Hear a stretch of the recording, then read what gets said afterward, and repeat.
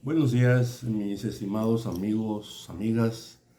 Me da mucho gusto saludarle. Pues hoy continuamos con ya el curso de Biblia. Seguimos adelante. Hoy vamos a ver en la siguiente sección un panorama histórico, literario de la Biblia. Y antes que todo, les doy los buenos días y la bendición en el nombre del Padre, del Hijo y del Espíritu Santo. Amén. Bien. Pues sí, le decía que hoy vemos nuestra siguiente sección, panorama histórico literario de la Biblia. Literario, pues nos habla todo el escrito, ¿verdad?, que está en la Biblia, en sus diferentes partes y momentos. Bien, en esta introducción de este tema que les comento, no es fácil leer la Biblia, porque se necesita un procedimiento, saber cómo voy a estudiarla. Dice, ¿de dónde voy a estudiarla? Dice, ¿del Antiguo Testamento o al Nuevo Testamento, verdad? Entonces aquí partimos de la parte que nos habla la historia de la salvación de ese momento, ¿sí? Desde el primer apartado del libro de Génesis, que nos habla sobre la creación del mundo. Bien, por eso, y la razón principal es que fue escrita en momentos muy diferentes a los que nosotros vivimos, por personas y con estilos literarios muy contrastantes. Por eso nos será muy útil descubrir la gran variedad de autores, de circunstancias y de tiempos que dejaron su huella en la elaboración de la Biblia. Tras ellos encontraremos las diversas formas y las múltiples ocasiones por las que Dios nos ha hablado. Y lo vamos a constatar siempre fundamentalmente comprobando en la Sagrada Biblia, que es palabra de Dios. Bien, vamos a leer la palabra de Dios, ¿sí? La Biblia es el fundamento principal y aquí está la verdad de Cristo. Y esta es nuestra verdad. Bien, leemos en el libro de los Hebreos, la carta a los Hebreos, ¿verdad? Mire, carta a los Hebreos, es la carta que vamos a leer con mucho gusto, ¿sí? Esta es la carta a los Hebreos, ¿sí? Bien, leemos esta carta en el capítulo primero y del versículo, capítulo 1, versículo del 1 al 3, que dice así: en diversas ocasiones y bajo diferentes formas, Dios habló a nuestros padres por medio de los profetas, hasta que en estos días, que son los últimos, nos habló a nosotros por medio del Hijo, a quien hizo destinatario de todo, ya que por él dispuso las edades del mundo. Él es el resplandor de la gloria de Dios y la impronta de su ser, el cuya palabra poderosa mantiene el universo. También es Él el que purificó al mundo de sus pecados y luego se sentó en los cielos a la derecha de Dios, del Dios de majestad. Palabra de Dios. Te alabamos, Señor. Bien, ¿correcto? Entonces ahí está lo que estamos comprobando de lo que estamos leyendo de este tema, ¿sale? Bien, lo primero que debemos hacer es fijarnos en el largo proceso que recorrió la revelación de Dios hasta cuajar en la Biblia que hoy tenemos en nuestras manos. Sí, por eso es importante que ustedes tengan su Biblia. No podemos hablar sin la Biblia. Sí, tenemos que comprobar con la palabra de Dios, es muy importante, ¿sí? Es como en cualquier documento, ¿cómo vamos a comprobar que yo existo? Supongamos en la vida, en la parte terrenal, ¿verdad? En la cuestión social, en la cuestión jurídica, ¿cómo voy a comprobar que yo existo? Y yo compruebo con un acta de nacimiento, ahí está, oficialmente yo soy, por decir mi nombre, Bernardo Rodríguez Navarrete, aparece en un acta de nacimiento, aparece en una credencial del lector, en nuestros documentos oficiales en la vida terrenal. Ahora, en nuestra vida espiritual vamos a comprobar con la Biblia, porque la palabra de Dios es verdad y está por encima de todo. Ahora bien, la historia del pueblo escogido nos ayudará a entender muchos pasajes aparentemente oscuros de la Biblia. Por ejemplo, es muy importante entender los pasajes históricos bajo la perspectiva de que no había habido reyes hasta entonces. Y querer un rey puede parecernos algo muy simple, pero suponía plantearse el único rey de Israel. ¿Era Dios o podía haber también un rey terreno? Por eso podemos dividir la historia de Israel en estas etapas. Vemos la siguiente etapa, son los orígenes de la protohistoria. El inicio de la Biblia se marca en el Génesis. Ese es el inicio. Empieza a correr la historia de la salvación cuando Dios creó al mundo, ¿verdad?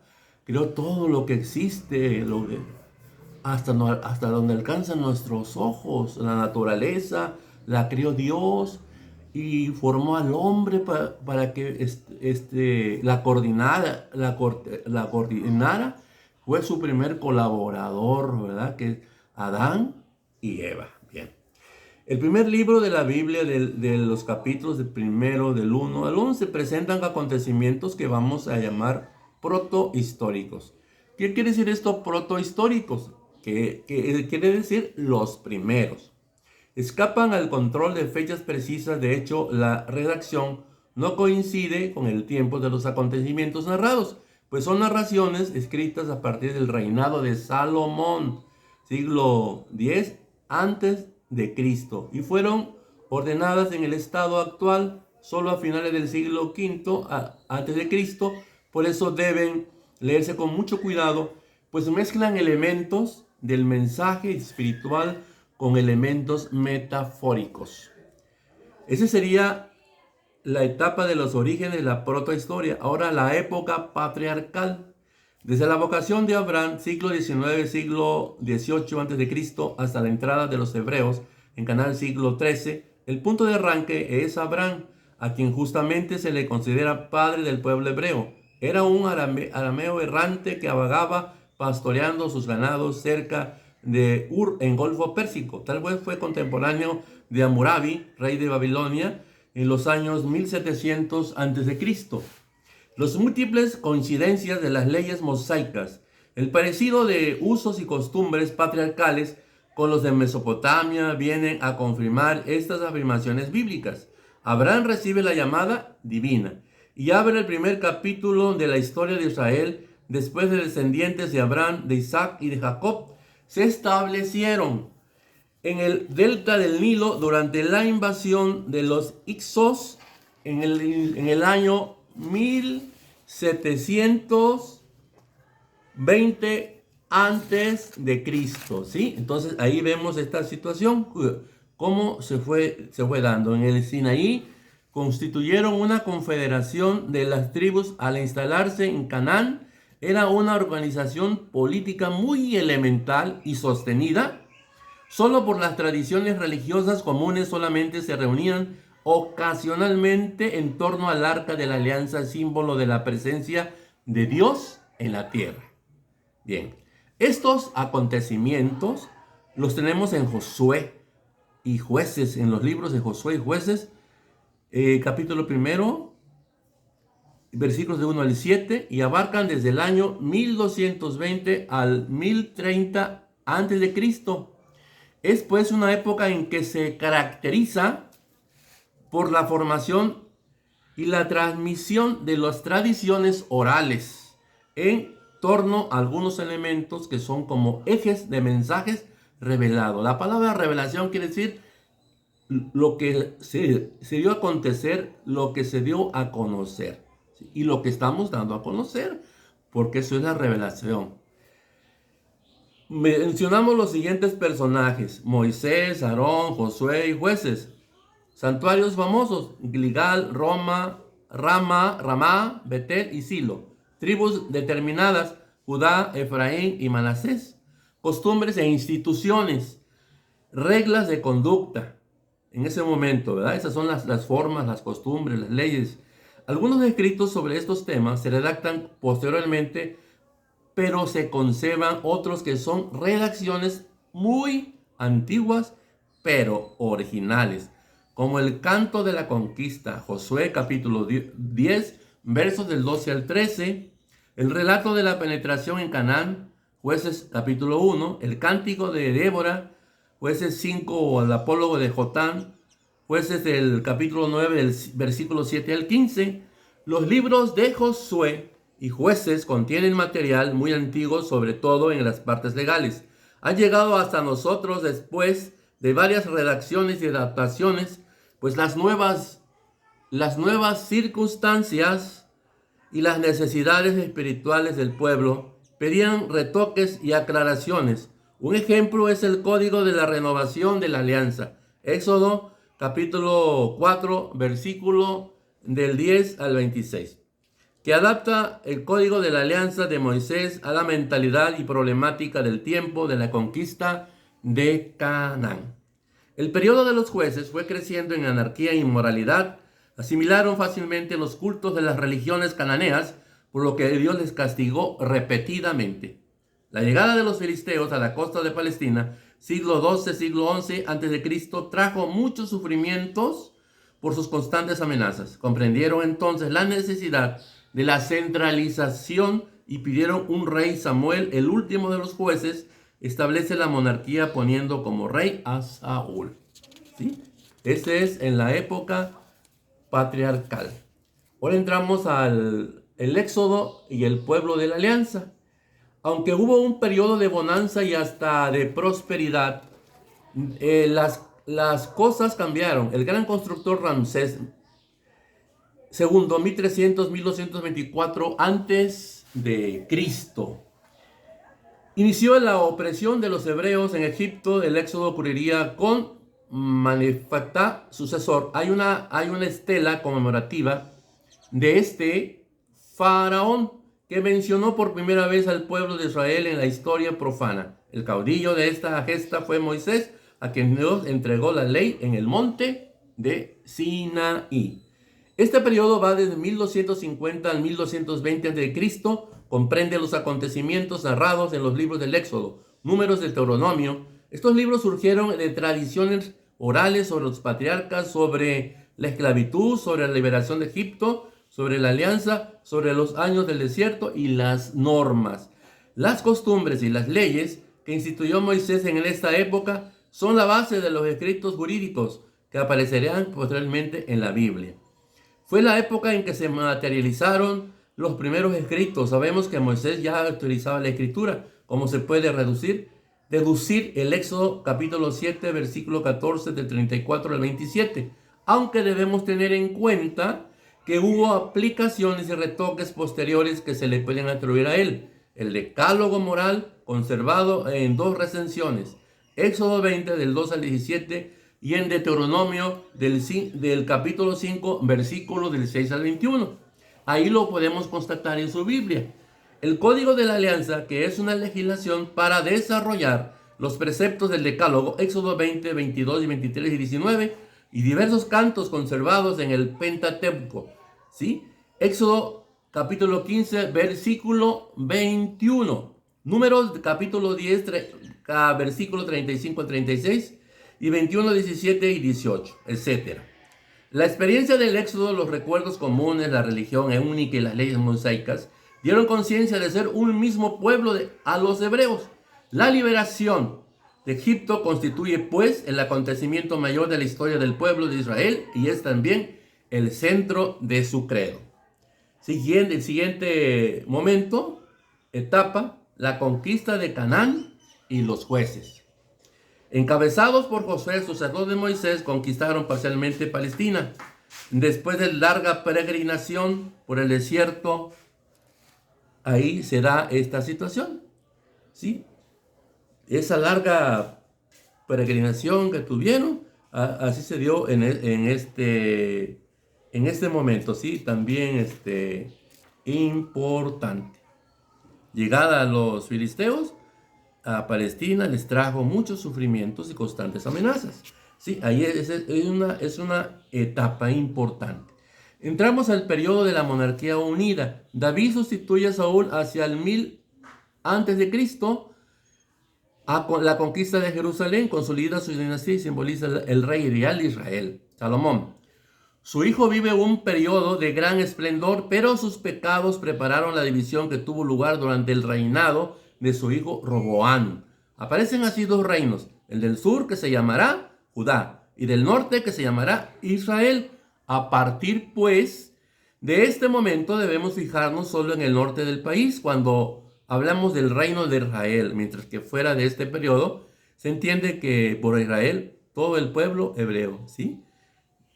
El reino del norte tuvo gran inestabilidad. Judá vivió una existencia menos agitada. De hecho, Judá sobrevivió más de un siglo al reino hermano del norte.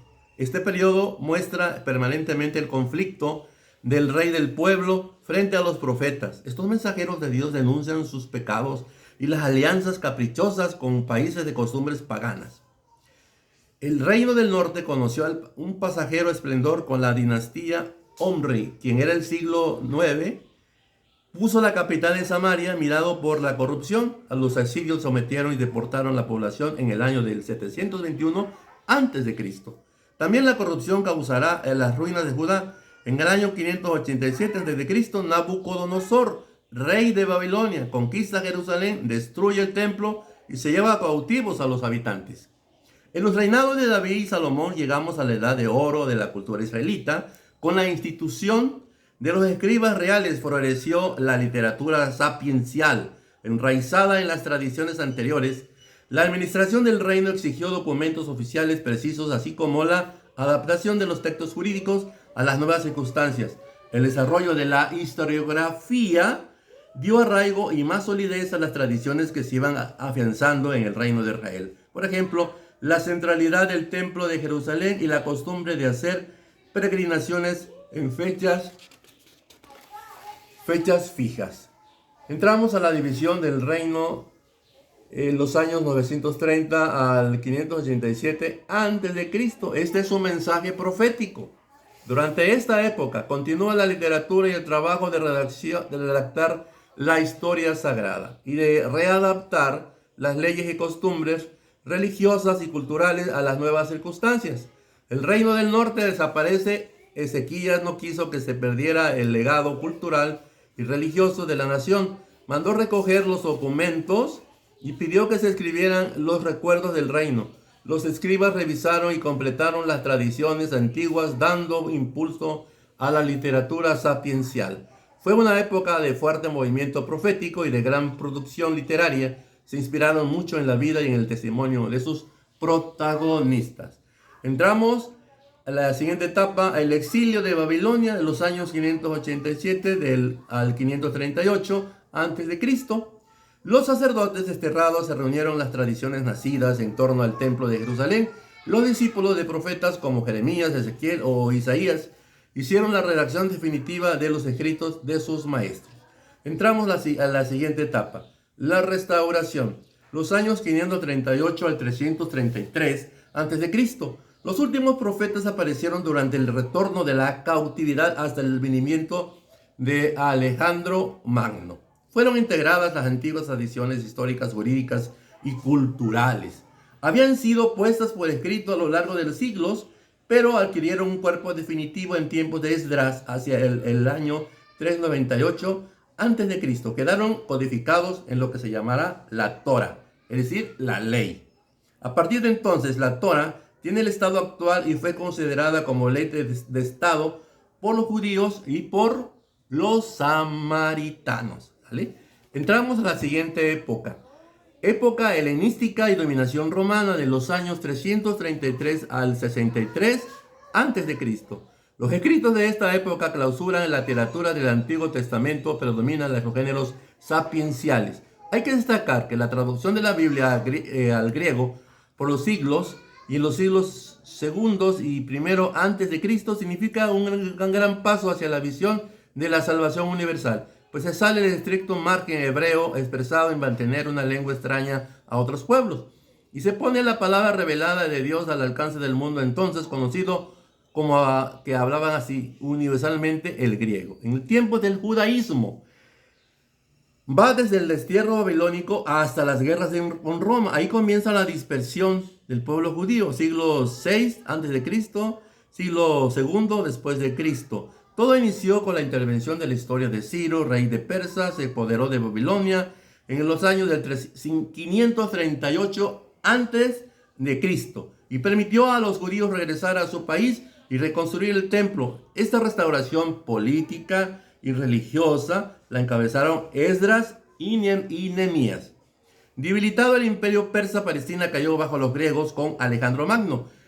Esto cita a los años 336 al 323 a.C.